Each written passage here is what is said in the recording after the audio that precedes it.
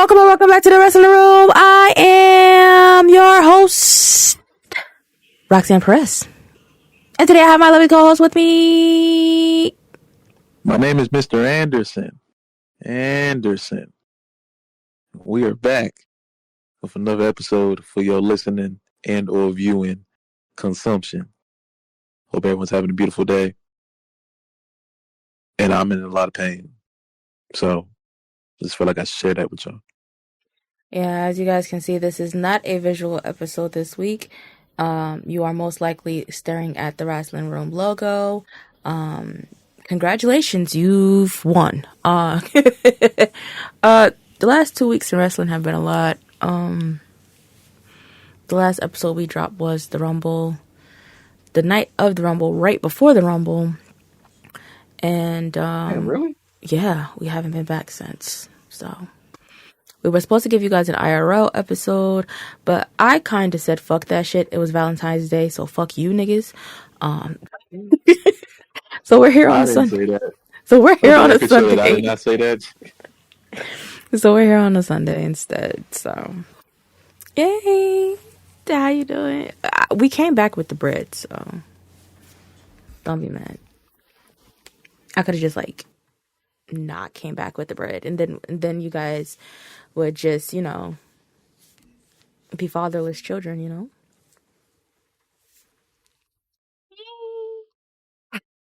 You said what? I don't know why it just cut out for me. I said they would be. I said we came back with the bread and water because they could just easily be fatherless children. What? Why would they not have? Are you What? insinuating that we are that? We're their parents. I don't think I'm not anybody's parent. I hope I'm not anyone's parent. You have a lot of sons, but we're not gonna talk about that on this podcast. I don't think I have any sons. You have some sons. Well, these bitches is my sons. Yep. Yep. Those. Anyway, so Jey Uso and Charlotte Flair won the Rumble. Boo! Boo! Boo! Charlotte has picked Tiffany, and Jey was beaten into picking Gunther. As if that makes any damn sense. What do you mean? How you gonna beat a nigga up and then he turns around and says, "Yep, I'm gonna fight you after you beat him 4 times"? That don't make any sense. That's just World Wrestling Entertainment logic, But Damage Control jumped Bayley last year, and then she picked Io.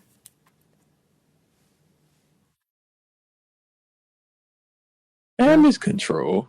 Yeah.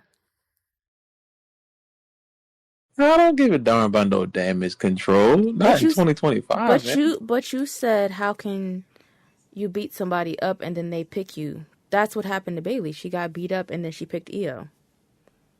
That doesn't change the fact that it doesn't make any sense. That just means more people did it. That's what I'm saying. That's the World Wrestling Entertainment way.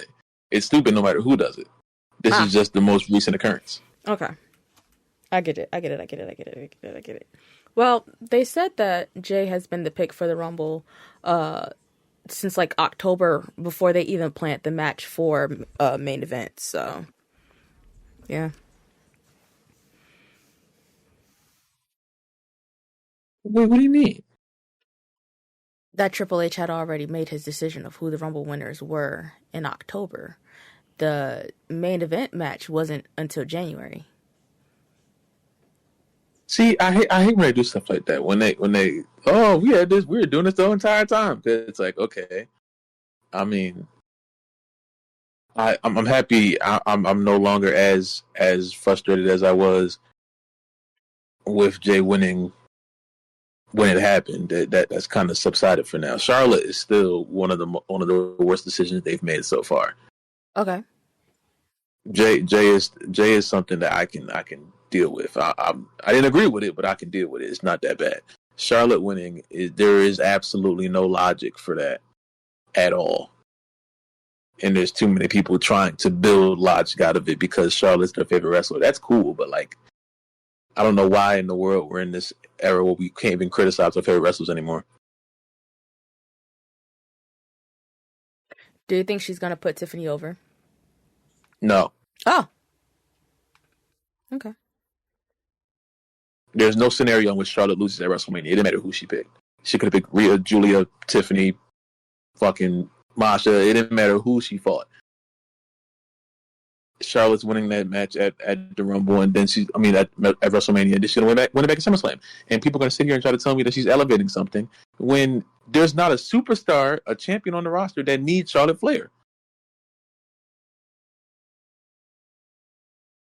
That's all I've been hearing is that Charlotte Flair is an elevator. Tiffany is already over. Rhea is already over. Who needs Charlotte Flair right now? I'll wait. I want a handshake. You can have a handshake, but that's the thing. You aren't having a world championship match at WrestleMania, in which you probably have to lose just so Charlotte can get a meaningless record as her fuck ass dad. Okay. Well. Yeah. How do you feel about Charlotte Flair winning? I mean, I'm not gonna lie to you.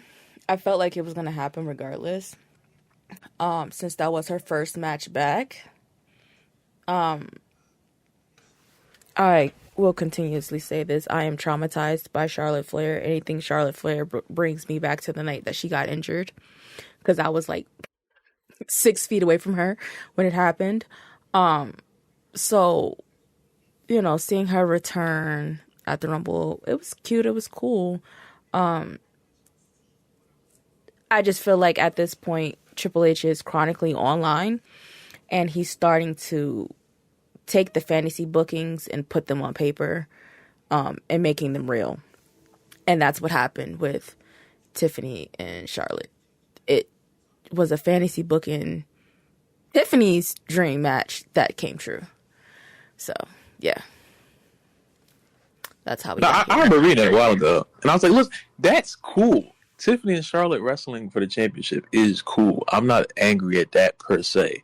I'm angry at the fact that you've spent all of this time telling us, and all this time meaning the entirety of Charlotte's career, that she never needs to earn a title shot.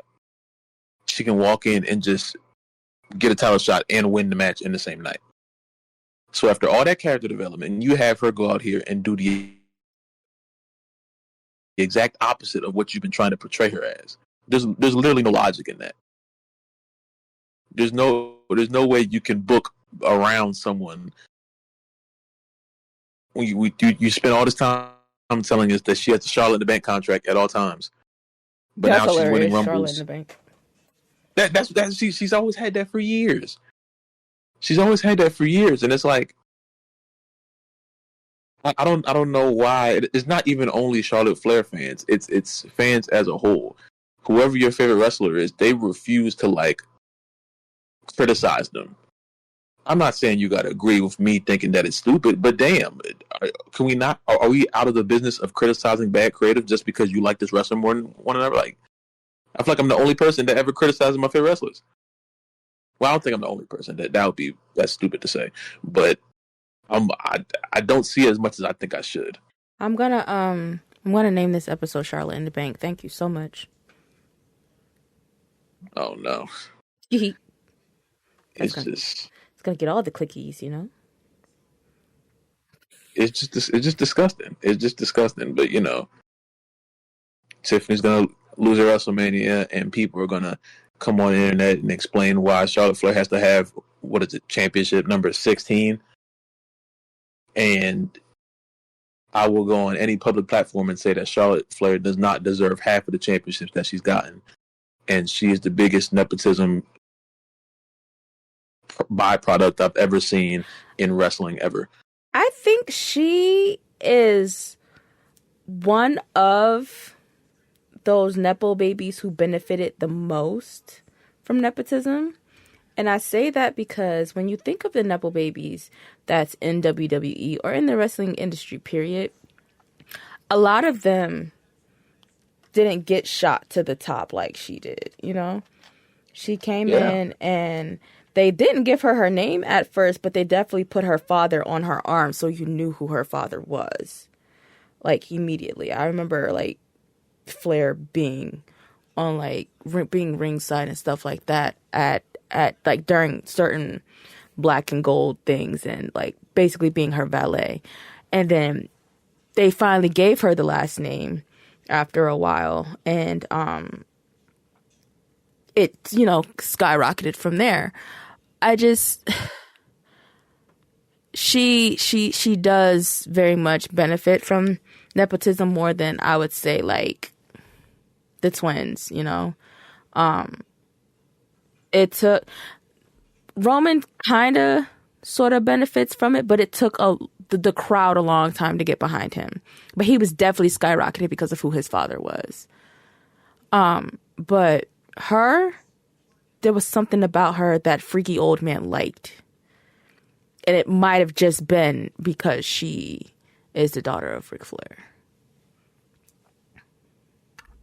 Well, Vince had a weird fetish with blonde girls anyway, and pushing them to the top anyway. So I think that was a heavy byproduct of that too. The fact that she was a Flair just made it easier for him to find justification for it. So when people said, "Oh, you nasty fuck, you like blonde, you like pushing blonde girls," like, nah, she's a Flair, so it's okay. It's not okay. You've combined two terrible aspects of your booking and just made them into one, and then continued to show it year after year after year after year after year with the same person. Yeah, Because out of all the four horsewomen, she's the only one that hasn't evolved yet. we went through the all of the title reigns a few episodes ago, and we went through the fact that at some point it was just like her and Mercedes, they were like back to back to back to back to back to back to back to back, like every month. The title was just going between those two for a while, and then, you know, some other people got opportunities after that. But it's one of those things where you do have to look at it a certain way with like an actual brain and not a fan brain, and I think that's something that we do. I don't have an issue with Charlotte. I do enjoy Charlotte, but like I said, I can't. I'm traumatized. But I just think that Triple H is chronically online. I really do think that, because from the moment Tiffany got called up, they were just like, yeah, put those two in the ring together. And then you had the whole face off that happened between Charlotte and Jade before Charlotte got hurt. So people were looking forward to that too in the near future. It's just a bunch of stuff that's gonna be that is being fantasy booked that is eventually going to make the actual books and hit television. So yeah. But as far as her winning the Rumble, that being her first match back, and with Tiffany having the title, I think it was inevitable. It was going to happen regardless. That's the problem. It was a whole bunch of people's first match back. It was Alexa's first match back. It was Nikki Bella's first match back. There were multiple people in that Rumble who just came back. They didn't get the same. They didn't get the Charlotte Flair treatment because they're not Charlotte Flair. And then you have the unmitigated gall to come on television and act like we're supposed to give a damn about a heartfelt speech from her. Why? Why do you think the crowd will respond positively to her talking about her injury when you just actively said we don't care what you fans just said? Yeah, they're gonna boo her. I saw everyone crying. Oh, you guys y'all didn't cheer when Charlotte was talking about her. I was like, oh, okay. If a heel gets hurt and they come back and they try to cut a heartfelt speech, the crowd is gonna boo. Because that's what heels are supposed to get, booed. Huh? No, What? I'm saying because she was a face when she left, when she got injured. Charlotte Flair has never been a face. On paper, she's a face. I don't care what paper you're reading. I don't care if it's a newspaper. Because in that match, And that match, Asuka was the heel when she got injured. So There's never been a time where I ever acknowledge Charlotte Flair as being a face because she's terrible at it. Charlotte Flair is she's a face always now. No, she's not. She's not a face. She's a confused heel, and that's the worst thing to be. The worst thing of being a bad heel is being a confused heel. And now you don't have any logic, you just do. And when you just do with no logic, when people ask questions, you have no answer. And that's not very good. Because I like asking questions. I like my wrestling with logic. I like my wrestling to make sense. These days, people don't care. They just want to see their favorite wrestler win a championship with no rhyme or reason. I'm like, that's cool, but I promise you, I'm going to make fun of it every time I see it. Because there's no reason why you're trying to push an excuse of a face in Charlotte Flair when she's not good at that, and then immediately turn back to being a heel in the same promo because she realized that the crowd was not going to cheer her, and people come on the internet acting surprised. And I keep referencing the internet because it's very obvious that Triple H, like you said, unfortunately, follows a lot of Twitter users and just puts their booking in wrestling. I know his For You page on fucking Twitter looks like shit. Because mine does.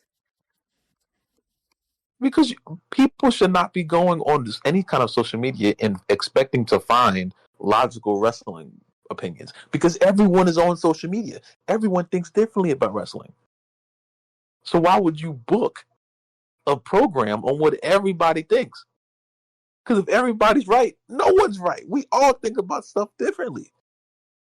So no one's ever going to be happy. It was like, oh, wrestling fans are fickle. No, we're not fickle. All of us have different opinions. The Jey Uso hate is not only online.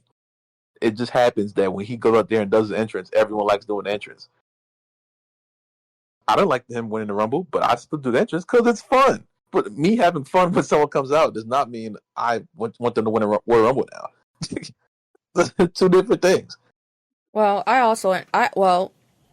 because I enjoy CM Punk's theme, but I sit down every time he comes out, so, you know. That's understandable. And I don't sing. You're allowed to like an entrance. You're allowed to like an entrance and know that they shouldn't win a certain match. Yeah, you're allowed to do Seth that. should have won on the Raw on Netflix series premiere. Just saying. I mean, hey. Yeah. You're always allowed to think that. There's no reason why people are trying to build the narrative that just because you like Jay's entrance, you can't disagree with the fact that he shouldn't have won the Rumble. Oh, he's over. There's a whole bunch of LA Knight's over. Why hasn't he done anything besides win a U.S. championship and have a mediocre run? They done asked conversation before about, Jey Uso is the new Jeff Hardy. I guess y'all did not remember every Jeff Hardy run after he won it being extremely mediocre. Oh! There were reasons in and out of Jeff's control. A lot of them were Jeff just fucking up repeatedly. Jay's a lot more consistent and a lot more reliable than Jeff is. But Jay's not going to have a good world title run because the company doesn't know how to book faces. Oh, OBS, welcome back. So, what were you saying earlier about Jey Uso? I don't know when it cut off. Well, just say what you were saying. Duh. Shit. Damn. Oh. Just regarding the fact that people were still saying about, like, well, Jay's this generation Jeff Hardy. I was like, I don't think that's a very good thing to be if we're talking about the future of Jey Uso being a world champion. Okay. Because Jeff was not exactly moving mountains as world champion when he won it. The moment itself was amazing. The first few months of it were amazing, but he did not have a bountiful run with the belt. because of multiple different reasons. Some of them his fault, some of them terrible booking. A lot of them were Jeff's fault. And that's the thing. I think Jay has the fact that he's a lot more reliable and consistent than Jeff was at that period of time. That's what you're saying. Yeah. Now, I do believe that Jay has a lot more upside than Jeff does, because you can rely on Jay to do something if it comes down to do it. But this company still has not shown me the ability to book faces when they win world championships. So, excuse me for being a little pessimistic about how this is going to go once he beats Gunther at Mania. I assume he will. I don't think Triple H will be that dumb, but assuming he beats Gunther at WrestleMania, I would love to see how they book him as world champion. Well, let's take a pause right here so I can fix these settings, and we'll be right back. Oh. And we're back. Hey. So, it's still the same day, by the way. We didn't do you guys like we did that one time when we were like, oh, hey, like, we'll be right back. And then, like, we came back on the same episode, and it was a completely different day. So, it's still Sunday. Yeah. We were talking about Jey Uso versus Gunther, or how you feel about Jey winning the Rumble and stuff like that. I was conflicted at first. Yes, I'm happy for Twin. But part of me wanted, like, my arch nemesis to win so that he could shut the fuck up. Because now when we get to the chamber, it's between my arch nemesis and that guy from the state above mines. And I'm unsure where they're going with those two at this point. So Jay winning kind of threw me off. And I cried tears of joy because that is a dope and important moment for the fandom. However, how do we how do we get people behind it? Because I feel right now with WrestleMania season, we're far behind in the process of story progression as far as like how matches and stuff are going to go. With the Rumble being like 2 weeks later than what it usually is, and Elimination Chamber, again, same thing, 2 weeks later than what it usually is. And then WrestleMania being damn near at the end of fucking April, it doesn't feel like there's time to build. Because at this time last year, we had the press conference in Vegas where the slap and all of that stuff happened, and then the story started to progress and stuff like that. Right now, Mania season feels stagnant. And I feel like a lot of the stories in WWE have been stagnant since SummerSlam last year. Like, I feel like everything, all the storylines have plateaued, and they don't know how to bring them like back to the top. And that's something I think a lot of people were afraid of after WrestleMania 40, and that's exactly like what's happening, which fucking sucks. So, yeah, that's one of the main things with how Triple H books is like he has a lot of stuff like on the back burner, and it's like, bro, a lot of the matches that they've built up for WrestleMania do not feel like WrestleMania matches. Jey Uso and Gunther does not feel like a WrestleMania match. Whatever they do with Cena, I don't think he's winning the Chamber. But now they don't know what they want to do, because now it's like, I try not to listen to the reports because the reports are going to change every few weeks, you know. And I do believe that the company sets stuff out to the reports just so they can say something on their like little paywalls, right. And they're not going with that. They're just trying to make sure that they aren't going on their platform and say WWE shut us out, you know. But I think they know exactly what they want to do. I think they just do a terrible job of interpreting it as like week to week television. That's why Raw and SmackDown are so like, well, mainly SmackDown. SmackDown is such a freaking bore because it's 3 hours of a lot of misdirection. Um, Even Raw has kind of lost, for me at least. Raw has lost a little bit of what it was in the beginning, and that's mainly because of the honeymoon period, with the whole Netflix thing. But it's just like, I do feel like we got to start getting a move on because we don't have enough time, and I don't want this stuff to be like once we get to Chamber, and we're gonna know everything that we need to know probably by the end of Chamber. It's just like Triple H hasn't shown me the ability to be like not rushing this stuff.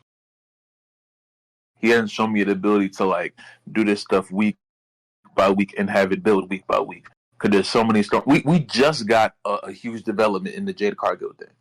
We just got that. And that attack happened that should happen 2 months ago. Yeah. After weeks of just radio silence, we just now, maybe Liv and Raquel did it. No, they did not. No, they did not. You had to throw something out there because you didn't say a word to us in so long. And it's like, that was supposed to be something that led into WrestleMania, to me at least. But now Bianca might just win the Chamber and then fight Rhea. And then what does Jade do? Are you going with a Jade Naomi match? I don't know. And I don't want to be like the people who are like, we don't know anything in WrestleMania. I was like that. No, I don't think it's that. I just think that we don't have to know what's happening in WrestleMania. But at the same time, you have to be able to like fully interpret that you have some sort of direction this close to WrestleMania. So we're not doing that thing where it's the go home show when they're just saying matches. All right, guys, let's just list 6 matches that are happening at WrestleMania. I don't think they're going to do that. But it's just like, I understand why people are getting a little worried. Because, like you said, last year, we were already damn near there. At least with our main event match. We already knew how that was going to go down. Yeah, and it was exciting. Right now, last year, we were in the middle of the We Want Cody movement. Mm-hmm. So, it's just, everything has, like, plateaued, and it feels flat. Things are starting to become extremely predictable. I think the only thing that really wasn't predictable as far as, like, this current, like, going into WrestleMania season was Jey Uso winning the Rumble. Everything else, to me, feels like we can kind of, like, look at what's going on and figure everything out. As far as the Chamber and stuff goes, listen, tomorrow on Monday Night Raw, Roxanne Perez is going to beat Raquel Rodriguez. She's going to the Chamber. I'm telling you that right now. Mark my fucking words. Because she got that spot because of how long she lasted and how good she was in the Rumble, and she's being called up. So, like, her last match pretty much in NXT was last night at Vengeance Day. So we already know how that's going to go. That's pretty much what they did with Tiffany. Tiffany was in the Rumble last year, and then she got a SmackDown contract that same fucking week. So it's a pattern that's being followed here. They're probably going to end up doing something, like you said, with Bianca and Rhea, but I don't want that storyline to be rushed into a month thing, because at that point, we'd be a month out, because Chamber is March 1st. So you're going to go from March 1st all the way down to, what is it? April 19th, April 20th, whichever date they decide they want to put, Rhea's match on, and there's no time to build there. Those two women, that's their dream match. They want to have a match together at WrestleMania, but you have, with stuff like that that's so, like, sensitive and personal to those people, you have to take your time and build with that. That's where the Uso shit fell flat, because they had a big storyline with the twins, and then they separated them, and then just randomly rush the build to that and then cut the match in half. And then we got what we got last year. Same thing with the Bloodline versus Bloodline for Survivor Series. Y'all took too long to build the shit up because Roman don't come to fucking work. And then you had to rush everything 2 weeks out and get everybody to agree to be on the same fucking page. Roman still hasn't apologized to none of these people. Like, it's just, give me the pin. I'm sick of this. I'm sick of this being nice shit. Give me the fucking pin. I've had enough. I passed headquarters twice within the last, 4 days? Just let me sit at Triple H's desk for about 30 minutes. I'll rewrite all this shit. If you think I don't have notes written down, you don't know your girlfriend. No, I know you do. I'll rewrite all this shit. 30 minutes. I'll have a draft, ideas, matches, and scripts faxed off to the creative offices. And by the time I get to that meeting circle, which would take 30 minutes, then we'll have a 4-hour meeting of how y'all can fix this shit and make it look good. Yep. And that's just that on that. Hey, listen, if you can do it, please do, because God, it's getting to the point where people are asking for Vince back, and I'm like, okay, wait a minute now. We got to stop somewhere. What the fuck did you see that at? My YouTube comment section. Ugh. If I'm being frank, I've seen a whole bunch of Vince defenders, and I'm like, it's bad. And when I say Vince defenders, I mean purely his wrestling stuff, not the other stuff. Thank the Lord. But even so, I don't want to hear his name ever mentioned again as far as wrestling goes. So it's just, why are we at this point where people have lost so much confidence in you that they're asking for the old, nasty, decrepit old man to come back? Now, obviously, it's in terrible taste, but at the same time, Triple H, why are you booking this way? And I had this thought a few weeks ago, but I didn't really know how I felt about it. But I remember how many people said that this company really isn't going to take a full step forward again until every McMahon is out. And Triple H is technically a McMahon, So it's like, and that's why I never wanted to fully get into that, because I feel like I would be completely ignoring how much good Triple H has done, because he's done a great amount. You know what I'm saying? But at the same time, as much as me personally, I get on Tony Khan for illogical booking and stuff like that, I'm going to do the same thing for Triple H. Put the controller down. What? Put the controller down. What are you talking about now? Put the controller down. Put what controller down? Sound like you were clicking. I'm trying to fix this damn settings on my damn screen, on my monitor. But yeah, man. I don't know. I just feel like everything is moving slow. You have your mid-carders in fucking chamber qualifying matches, and they're fucking getting pinned and losing. They're not having their own matches. When the fuck are they gonna have their own matches? It's just like, hello. Like, Chelsea and Lyra should be having matches. That was the whole point in these women mid-card belts coming up, so that everyone's not fighting for the same belt. NXT has done a way much better job at making the women's North American champion, which is their mid-card, matter. They've done great with making it matter. Maybe that's a Shawn thing. I don't know. But that they're not doing that with Raw and SmackDown. And it's just like, you're putting them in these qualifier matches and they're getting pinned. When they can just have, I don't know, matches at the fucking PLEs. I don't know, They could be in storylines. I don't fucking know. Chelsea's walking around like she's the president of the goddamn United States of fucking America. And she's not really in a feud. She's only been going back and forth from Michin. There's other women on the fucking roster. Y'all just pulled Zelina Vega from fucking Raw. Put her in a feud with Chelsea. Y'all just got her walking by and eyeing the title. She hasn't posed a threat to Chelsea yet.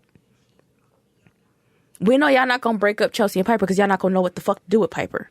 And if y'all release her, I'm going to be very angry because that's going to be a y'all's fault type of thing. Then Lyra, I don't know where the fuck you gave that boring bitch the fucking title. That shit could have went to Dakota, and Damage Control can have some fucking gold. Oh, wait. No, you can't do that because everybody on that fucking faction is injury prone except for Io. Like, it's just... what are we doing? What's going on? Things need to be done. Shinsuke got that belt and ain't did shit with it yet. When was the last time Shinsuke defended that belt? I don't know. He hasn't. I always forget what Shinsuke does. He hasn't. He's had that belt since Survivor Series and he hasn't defended it. What in the Logan Paul is going on? Why is Logan Paul in the Elimination Chamber, by the way? Because he was in it last year. What does that mean? Why are you yelling? I don't fucking know. What does that mean? They put Logan Paul in these matches so that his fans can watch them. That's why. But he's also supposed to be a full-timer who just isn't full-time. You know? But the point is, I was talking about Shinsuke and the United States. I am going to stick to saying that they gave Shinsuke that title because he had a match overseas and they wanted him to have something when he went over there. That was literally the point. Literally the fucking point. And after he came back, the title should have been gone. It should have been taken off of him. Because you had people like Andrade and Melo who are working their asses off for 7 weeks the fuck straight. 8 actually for that fucking title. And Shinsuke came back 1 week and won the title back damn near the next day. And nobody can explain to me why the fuck that happened. When you are building up a story between 2 other people to be in that title scene.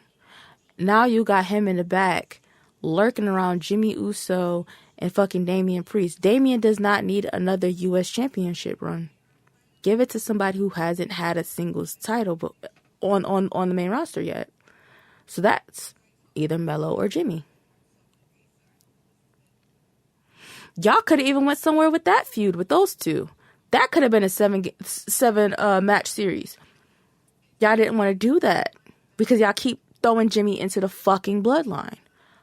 Unprovoked. But y'all not going to move him to Raw because y'all don't want him and his brother to be on the same roster. Y'all want them to be separate people. Oh, now?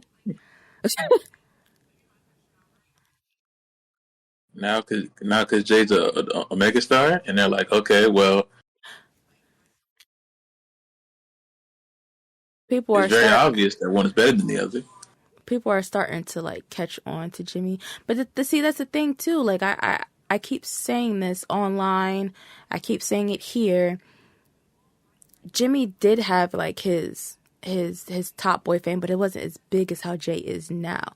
He had like the whole Total Divas era of things, where they were sending him and his wife every fucking where, but it was never like what Jay is now. Yeah, they're catching on to the no yeet stuff, but they're not doing anything with him. And when he did that speech back in December here in Hartford, and he was basically saying that he don't have nobody with him on that roster because Roman, for sure, again, don't fucking come to work. Now they have to push him. But y'all pushing him forward and then pulling him back every time y'all have Jacob and Tama pop the fuck up. Let them move on too.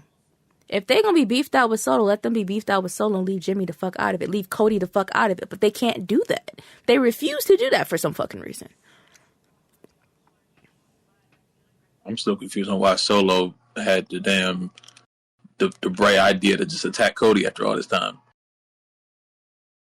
He still wants the title. Like, everyone wants the title. Like, shit. Everybody wants the title. But everyone doesn't get a chance to, especially someone who already lost multiple times. Back of the line, nigga. You lost. That's it. It's okay to lose. Niggas lose sometimes. Why are you coming back and doing this again? You were the worst part of Cody's run. It got so bad that nobody cared about the Cody and Solo match. They just cared about when Roman's music hit. That's a bad thing. That is a terrible, terrible aspect. So why are we doing this again? Why? I hope they don't force a match where it's Cody and Solo at the Chamber, because don't nobody want to see that. No.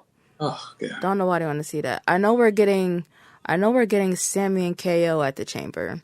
That's just for Canada, you know. But that's cool, I guess. As far as, because they're not going to leave Cody off that card. He's supposed to be, you know, this full-time champ who, you know, wrestles and everything like that. I mean, he's wrestling on TV, don't get me wrong, but I feel like he has other opponents on the roster that they refuse to, you know, pair him up with. Like, they just moved Drew McIntyre over. Start that feud, you know? No, they want him to feud against Damian Priest. Randy Orton still isn't back yet. Well, we know he's going to be on Cody's ass when he does come back, because he said, you teaming with Roman doesn't bother me until it becomes my problem. In retrospect, Randy got hurt because of Cody. So at that point, it became Randy's problem. So when Randy come back, he's going to crack Cody upside his shit. So it's just so much other shit that they could be planning out. And yet they're most likely going to stick us with that unprovoked. Cody been called out Jacob. Why can't that be a chamber match? He called him out after SummerSlam. It's February going into March. Why y'all never went back and touched base on that? It's like y'all do stuff and then like just skip over it and we're supposed to forget about it. And ain't nobody forgetting shit. Because Twitter. People will grab them clips and be like, whatever happened to this? And Mr. Chronicling Online then has to go back and remember that he wrote some shit. Like, be fucking for real. Yeah, for real. That's the problem when we have years of someone who is like extremely out of touch. You bring someone in who is too in touch. And that's unfortunately the scenario where Triple H is falling into right now. We've had years of Vince pretty much booking for himself, and now we finally have someone who's not booking for themselves. But it seems like they are, because they're just trying to keep their online presence intact instead of like booking things that make sense. And we can't have that for too much longer, because after a while it gets to the point where it's like, bro, you're not doing anything that's moving the product forward. You're just trying to keep up this is the hottest thing it's ever been. And it's like, bro, that's cool and all. You can say how all the revenue and all that stuff. Your revenue is rising every week because the tickets are too damn expensive. I don't like that voice. Don't do it again, please. Thank you. That's what he sounds like. It's a new era. But Charlotte did it again. Okay. It's a new era with Charlotte Flair. Nicely, you know. I'm trying to be some. I'm trying to let you know something. We have a problem. America has a problem. Yes, Beyonce told us that a long time ago. Beyonce can't save this. I don't Can she book a better show? Okay, all right. Well, can she book a better show?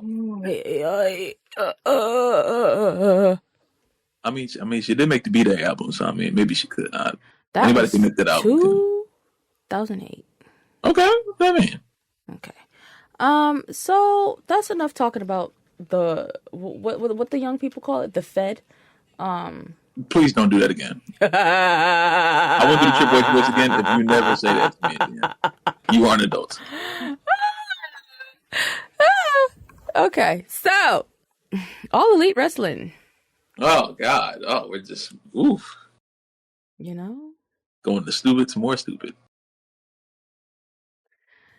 Did you catch Grand Slam last night? I was sleeping.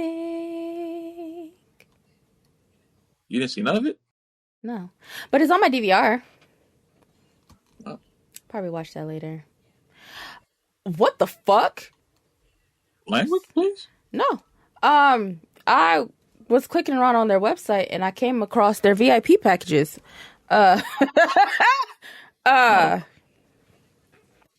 So for All In, they have 3 VIP packages here.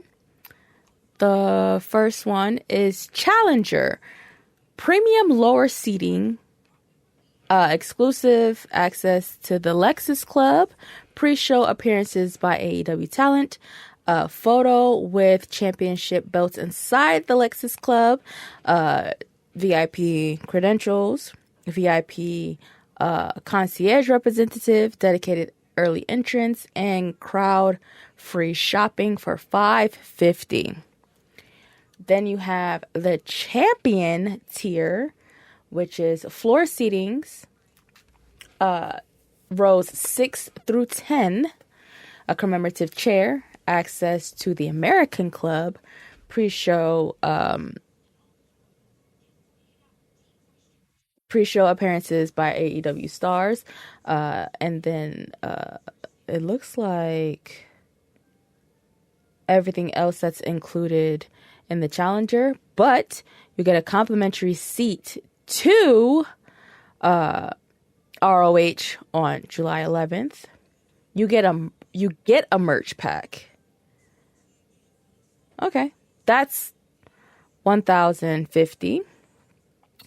And then the all-in package, premium floor seatings, first 5 rows, commemorative chair, exclusive access to their Germania Club appearances, pre-show ringside photos with championship belts. What the fuck? Everything else that is included, and you get a Superstore Fast Pass, whatever that means, for $1,350. That's why I said what the fuck, because I saw the $1,350. That threw me for a loop. Sheesh. I want to know, because I clicked on the All Elite Experience. That's how I got here. That's literally how I got here. So this is like their version of like the Priority Pass. But I think all the money just goes straight to AEW. It doesn't go to a third party company like On Location. No shade, I'm just saying. I'm gonna have to Priority Pass on that. No? Don't piss me off. I'm sorry. Okay. That was uncalled for and unhinged. I apologize for my outburst. Okay. Are you going to Dynasty April 6th? Don't know. I haven't fully decided yet. I mean, Don't know. It is very cost effective, so I may be able to do that. No, I'm serious. I want to pay $700 to get in the damn arena, so that'll be cool. I mean, I never been to that Pacific Arena before, so we can also like put in for like media credentials and get you in there for free because I'm not going to an AEW show on purpose right now. Anyway, I don't want to go. I refuse to go to AEW media scrum. I've seen the questions they ask. I'm okay. How do you feel about that? You don't have to be in that room. You can just get a media pass and sit on the hard cam side and take notes and talk and possibly interview somebody. You know. No, I mean, there's very few people there that I won't interview. There's floor seats in here for $429. That's interesting. Let's zoom out. Zoom out. Out. What is this? $368 for an off, like the section right off the floor. This is $195. You know, TNA, y'all pay-per-view tickets is taking the motherfucking cake. I'm not even gonna hold you. Because those Slammiversary tickets, right in my motherfucking price range. I'm not going to lie to you. Okay? Can't wait to buy those. It's going to be fun. But yeah, you can click around on there and buy those. What I came on here to look at was indeed Grand Slam. But I have questions. Okay, one.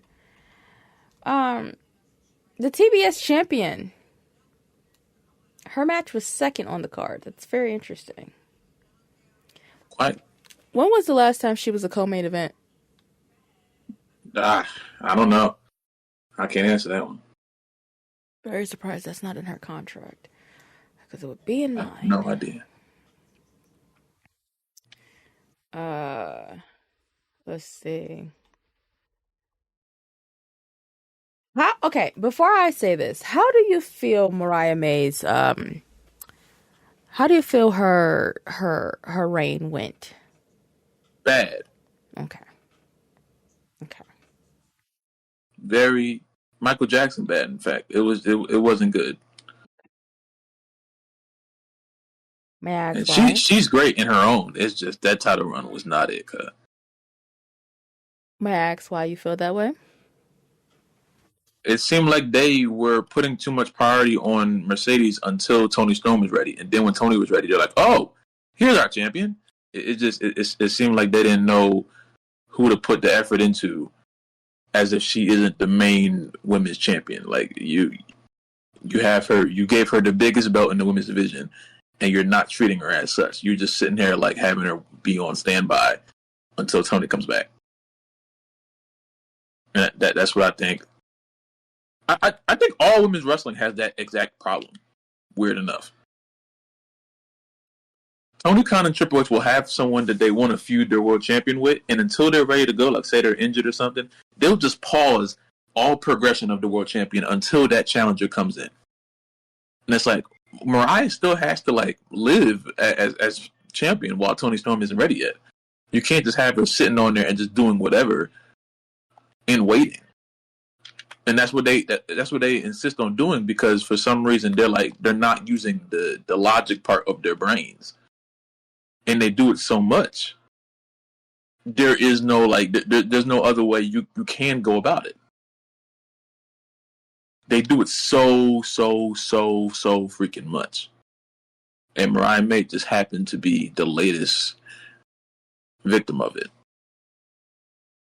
So while we know that the turn on Toni was going to happen eventually within their storyline, right? I feel like you said, they put her on the back burner and Mercedes was more in the forefront of everything. I think that that's kind of fucked up, because they didn't treat Toni like that when she was champion, and they were just throwing Mariah into these filler matches until Toni was like back in America, because after All In, she was over in Japan for quite some fucking time, and then she went over to CMLL, and then she teased the whole like retirement thing, and then she came back as like her old persona and stuff like that. and like which build up to this point.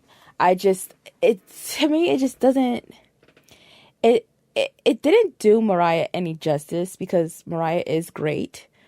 It just felt like, here, we built you to have this, but we don't have the proper script for you to have this. Which is crazy, because having your women's world champion open shows is fucking insane. Because isn't the TBS title a mid-card title? Mm-hmm. Yep. So, why was the mid-card being prioritized over the main title? That doesn't make any fucking sense, Tony. Come on. It's the Mercedes Moné effect. And it's like, I love her all the time. But they have a very bad problem. They have a very bad problem with like prioritizing their mid card over their main event superstars, and not even like solely prioritizing, just acting like you care about one and not the other. And even Mercedes wasn't really booked the best, but she has a lot of championships, so it kind of fits a lot better. But no one's gonna like look at it that way because she has 4 belts. So, you know. Yeah, I mean that's the thing. That's what it goes back to what I said earlier about being able to criticize your favorites. I think Mercedes is the greatest of all time still. I love that she has 4 championships. But I'm not going to act like Tony Khan's booking of her is just pristine, because it's not. It just works for the moment, because when you try to criticize it, you say, oh, but look, on surface level, she has this. But okay, surface level's there, yes. But let's talk about everything that's deeper than that. You know, you had I would like to commend them for what they've been doing to Harley Cameron, because she just came out of nowhere for me. I didn't know who the hell she was. And she's been doing a great job. It's just like progressing not only as a challenger for Mercedes, but as a star on her own. And she'll be a champion before too long. But it's like, everyone knew she wasn't going to be Mercedes, because Mercedes isn't going to lose for a very long time. And even when she does lose, it's kind of weird, because she got 4. Sorry. Huh? I said, and sell the goddamn puppet, damn it. Oh yeah, they got to get on that. Maybe they started selling it like today. I don't know. I'm on the merch site right now. Don't play with me. Oh, okay. You know I say things while clicking on stuff. They got to get on that before too long. I think people will buy that. I definitely think people will buy that. That would be their little Lily doll. People buy that Lily doll. I hated that thing, but damn, that shit was a fucking top seller for some reason. I mean, the new version of Lily is up on the site right now. Actually, there's a new one. Yeah, the one that she had at the Rumble. They're selling that. Damn. Yeah, grown adult Lily. But grown adult Lily. All right. Yeah, she got bills and shit now. That's a damn shame. What are they doing with DG?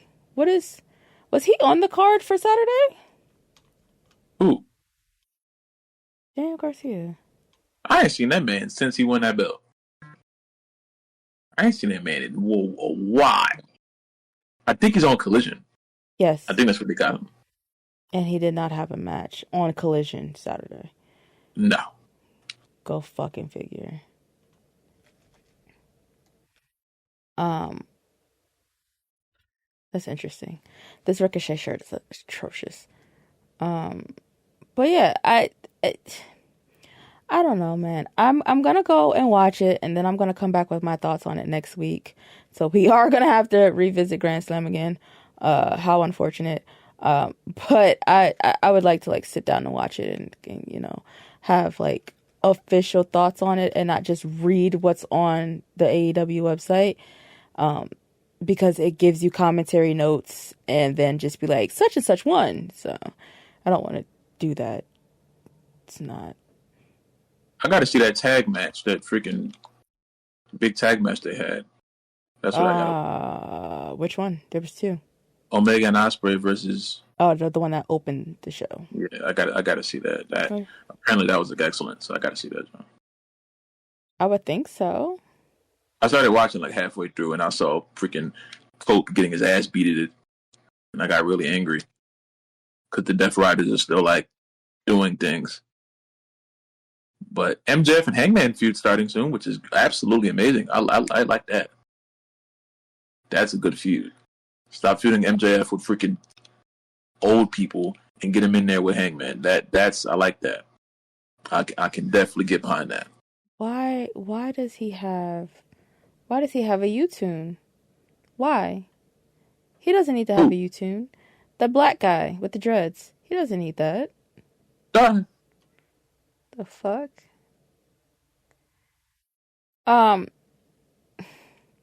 One of these days, I am going to do like, but that's the thing. I listen to what you say goes on in your comments when you make AEW videos. I don't shut up enough to to like make one of those type of videos and then like post it and like leave my like not respond to comments. I want to sit and talk about Private Party and how their fucking tag team championship run went. I want to say very, very bad things. But in order for me to do that, I'd have to put my pride aside and not cuss people out of my comment section on YouTube. I can't fucking do that. So, yes, you can. It's very easy. I'm not you. I have to say something back. No, you don't. No, you absolutely. Those people are never going to see you. You don't have to say anything back. And the more comments you get, that just means that your video is being seen to more people, which is always a good thing. That's the thing I always say. I'm always willing to have the conversation. You know, I don't care if you agree with me or not. As long as we're having the conversation in a civilized manner, I'll talk with anybody. You can disagree with me, whatever. You know what I'm saying? But it always gets to the point where a lot of AEW fans are extremely sensitive and they start saying things that just aren't true about you as a person, where it gets like, okay, then you start to get comments, stuff like that. But no, you don't got to respond to everything. Some people get too hyped about it. There's two things wrong here, right? So, one, you can pre-order a replica of MJF's Dynamite ring, right? That's issue number one. That's not what I was getting at here. Second issue, I go to the next page, right? I'm on the merch site, guys. And to my left is Chris Jericho without a shirt on, and they photoshopped some abs on him. And then to my right, is the 2024 AEW World Championship replica belt. How much do you think the belt is? $500. $800. Ooh, that's nice, man. That's for a big belt.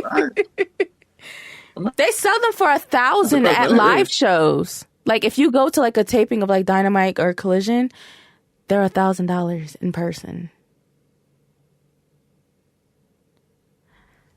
I'm surprised I don't know. It's insane. I do have some other U-tunes that I would like to get, but that black guy, he's not getting purchased. It's not happening. I want to get the Tony Storm one in color because I have the black and white one. This Orange Cassidy one is really cute, but I don't like his facial hair, so I might leave that where it is. And I do want to get the MJF one. Chris Jericho can stay where he's at and be the Lionheart over there. But yeah, I eventually I'm going to want to make that video because I do feel strongly about how they won the titles and then like they disappeared, and then the next time we seen them they lost the titles. It doesn't make any fucking sense to me. That's not how wrestling works. If you're a champion and there are tag matches happening, the tag team champion should be in the tag matches that are happening and not just you having a wrestling boner and want to see these people touch each other. Like, that's just not how that goes, you know? So that's how I feel that that particular thing went where they got fucked over and didn't have a proper championship run. But I want to say bad words with a lot of cuss words and stuff on YouTube, on my YouTube channel. So that'll come eventually. They're gonna put that yellow mark on it if you curse within the first minute. So that doesn't matter to me. My channel isn't monetized. Oh. Well, all right. Does not matter to me. Because YouTube has these weird ass fucking watch hour restrictions, but they claim they lowered stuff. You know what? That's another rant for another day. Anything else happened like recently on AEW that is worth talking about at the moment? I don't watch enough, if I'm being honest with you. Oh wow. I'm trying my best to like start again because they're starting to like make feuds that like I don't know make sense and like are captivating, not MJF and Jeff Jarrett. So, do you want to hurt Syndicate? Sure, it's $30. I will. They are the best part of the damn show. It's the Hurt Syndicate and Tony Storm are like the best parts of AEW right now. It's just the logo though. They're not on it. Yeah, that's the thing. I only want to go to the pay per view if Bobby Lashley, Shelton Benjamin, and MVP are going to be there. If they're not going to be there, I probably will not be attending.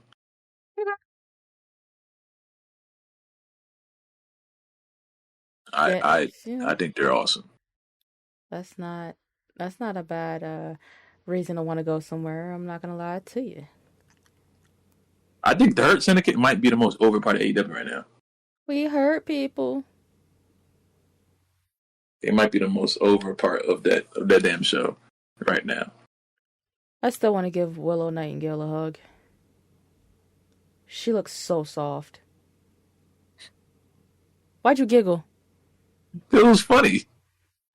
But I was dead ass. Yeah, I understand that. It was still funny. She said she was so soft. She looks soft. That's fucking hilarious. Like me. She looks soft. Prince Nana has his coffee logo on a t-shirt, but you also get a mug and a pack of coffee for $49.95 on this damn website. Who's coffee? Prince Nana. Did you know he sold coffee? I knew he sold coffee because he's on my fucking For You page on TikTok every day selling coffee. Yeah, I see him on there just talking. I never know what he's talking about. That's good for him, I guess. Well, as I scroll through the merchandise, it's not horrible. It's better than that main company we talk about. I'm not gonna lie to you. But what I will say is they have a lot of Tron work to do because the Trons are terrible. But the merch site isn't dog shit like it was like a year and a half ago. So maybe whoever put that application in and got the call back when I didn't, you're doing a good job. Oh, Britt Baker merch. It's time to get off of here. Oh, God. Even Athena's merch is really, really fire. I like that. Do you want a Mercedes Moné beach towel? It matches the cup I made you. Huh? No, I don't. I'm okay. It matches the cup. That's cool. That's great. It's the same pictures. You don't want the towel? No, I don't want the towel. You could just hang it up on the wall. You don't have to actually go to the beach with it. I still don't want the towel. Okay. I'm not going to do anything. Okay. Well, there's two towels on here I would like if you would like to visit the website and look at it for yourself. There's an Will Ospreay towel and a Cope towel. They just put this up here because he just started going by Cope. So don't play in my face. Talking about some damn 2024 Summer Series. That's fairly new. Why does Shayna Wayne have merchant? I don't care. All right, so Vengeance Day, or not. Ricky Starks showed up in in NXT this past Tuesday. I still haven't seen that episode in its entirety.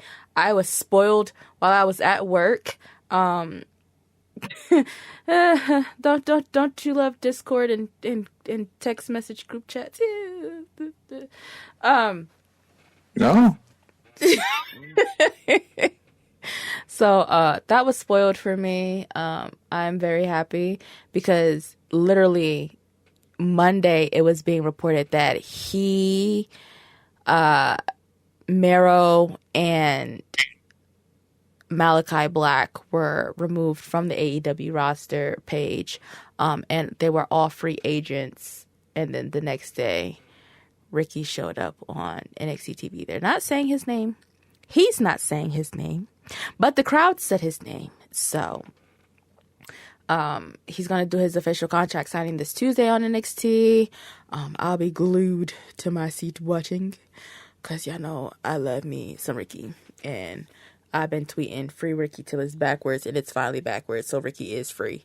Jordan Grace showed up at the end of Vengeance Day last night.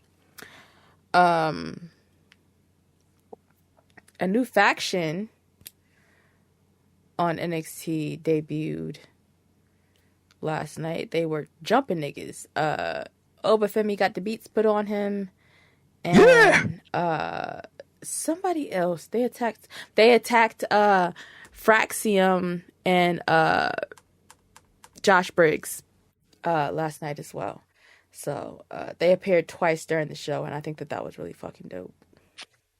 Stephanie Vaquer is now our new North American champion. I think Fallon Henley is about to be kicked out of Fatal Influence. She doesn't influence anything. I see why they get kicked out. I don't see why they even made her heel and put her in a faction any fucking way. I think that JC and Jasmine were fine just walking around and being mean girls. Jasmine is fine. Okay. You're right, but I don't think that JC. I don't think that Fallon needed to be that. She had just gotten out of a faction with the guys, so to throw her in an all girls faction like that was it was too sudden.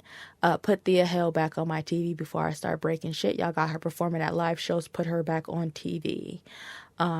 Because I said so. Your homegirl had a match this week, I think.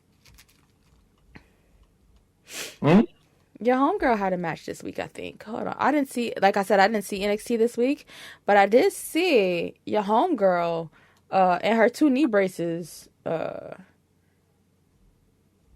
was somewhere. Yeah. She had a match with Zarya. I don't know why they did that, but that happened. Oh, dear God.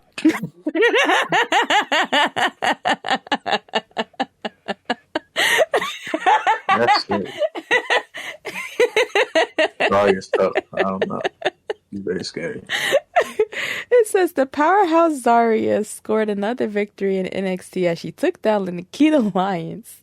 The Australian was taken to her limit, but a huge spear delivered her the key victory ahead of the future tag team with Sol Ruka against Lash and Jakara. I'm gonna see if YouTube has the matchup, because I'm not even gonna lie to you, that is something I would like to see. Because I saw your girl looking like she was putting Zarya in a Boston Crab, but I mean, if you don't have good knees, I don't know why you think you should be fucking with somebody else's knees, but that's neither here nor there. It's a wrestling match. You got to do something. That's probably why. She didn't have to do that. I saw a screenshot. I'm not sure if that's exactly what she was doing, but that's what it looked like she was doing. Let's see. This is like this little 3 minutes right here. I'm gonna watch. Ew, why she got this gear back on? Yo, call her. God, I've had enough. How you got new cute shit and you still wearing all this shit with all these holes in it? Lysha refuses to say the word Nikita for some reason. So if you guys didn't know what we're talking about her. I said her name. You keep saying your girl. The people didn't know who my girl was. I said your homegirl. Yeah, y'all friends. Yeah, no one knows. No one knows that. But I also said she had a match against Zarya. So if you watch NXT, you would know who I'm talking about. I didn't watch NXT. I was confused. I'm talking about the viewers, the listeners, our community. Listeners, did y'all watch NXT? I heard someone just say no. You didn't hear anything. I did. I just asked them a question. They answered me.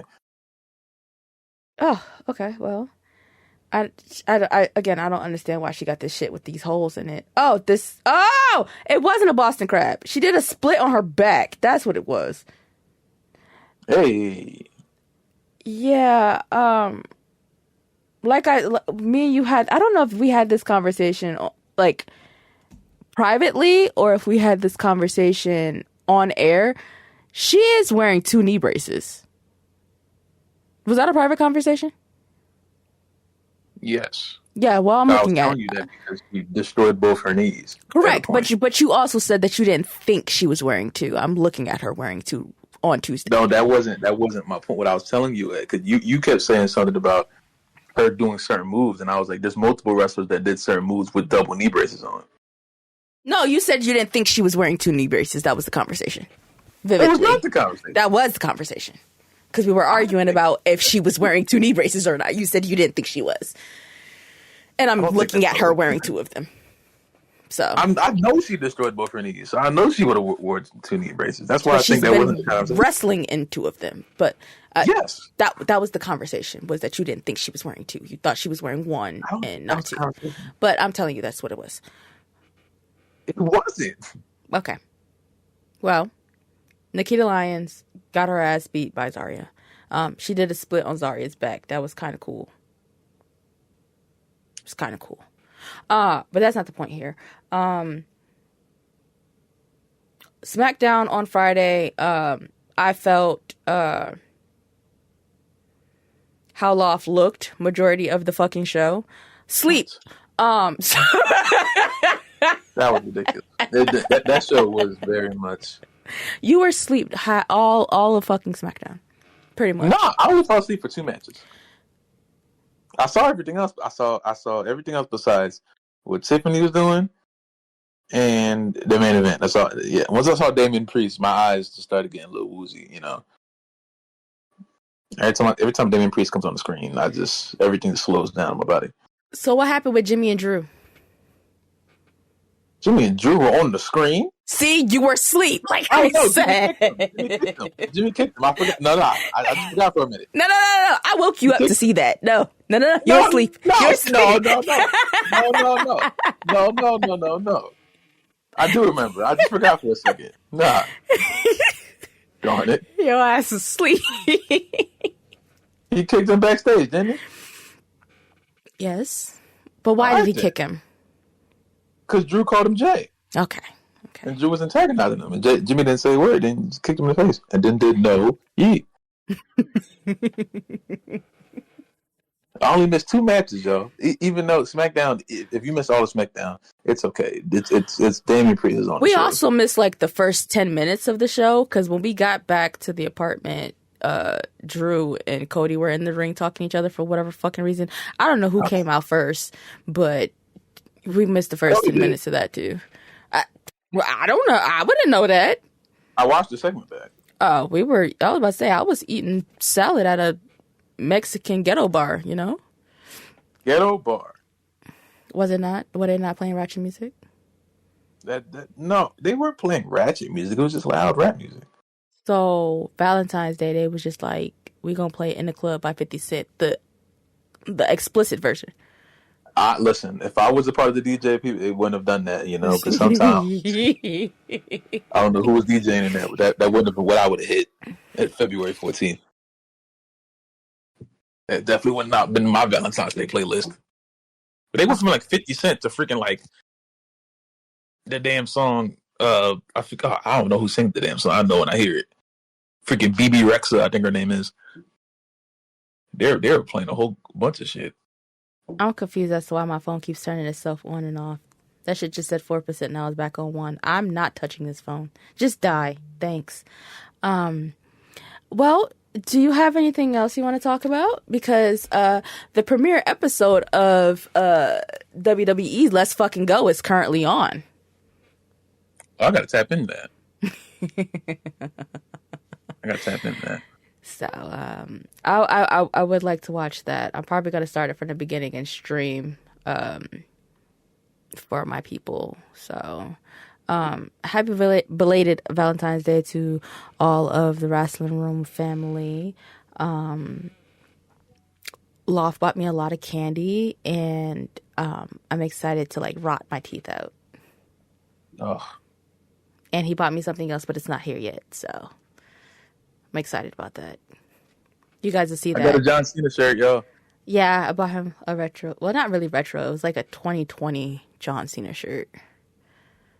It's the 20 when he came back to Raw for the 20th anniversary thing that one time. Yeah. This is a great shirt right here. Scour the internet for that shit.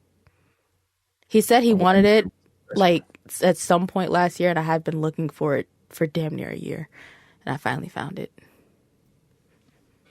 Now I have 2 more to get before he retires. Oh, Depop, have fun.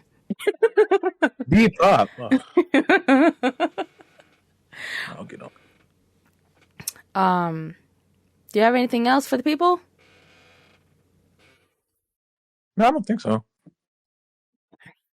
I'm going to go ahead and do Wrestle Sundays because I have been neglecting my Twitch. I have not streamed in a fucking week, and I know everyone is like, girl, what are you doing? Where you been? Where you at? So I'm going to do that. You guys know where you can find us. You can find us here on all podcast platforms and YouTube. All of our socials are in the description box on YouTube. So if you want to go find us, I promise you I'm not doing all of that extra stuff over here in the platform space. Y'all look our names up. Y'all know where to find us. We're going to have a lot of exciting stuff coming for the chamber. We have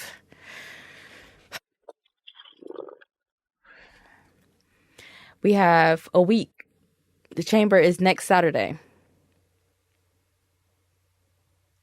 So, Damn. Right. Chamber is next Saturday. So, we'll have some stuff on the YouTube channel. I'm going to go make the assets for all of that stuff right now. Match cards, predictions, things like that. And WrestleMania graphics have started rolling out. WWE, I'm on y'all ass. Y'all want to make cards? That's my specialty. That's my favorite thing to do. I'm about to get real creative and blow y'all graphics team out the water yet again. So, I have some challenges to do. And my work schedule is back to being normal. So I can do my graphics 4 times a week like I normally do. Was that the Ricochet live? What were you trying to do there?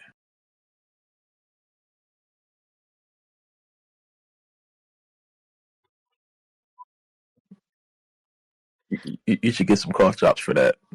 I don't even think it picked up on the pod, so you might have just heard that. Jesus. All right, well, so I'm gonna go watch Let's Fucking Go and be a streamer. You have a short time before you go to work, so I'll talk to you whenever. Guys, like, comment, subscribe, hit that follow button on whatever platform you're listening to. Interact in the comment sections on Spotify and YouTube, please. That would be great. And share with your friends. Play it in the car. Turn it up. Play it in the car. Take screenshots and tag us on Instagram. Thanks. Appreciate it. Till the next time. Bye. Bye, guys.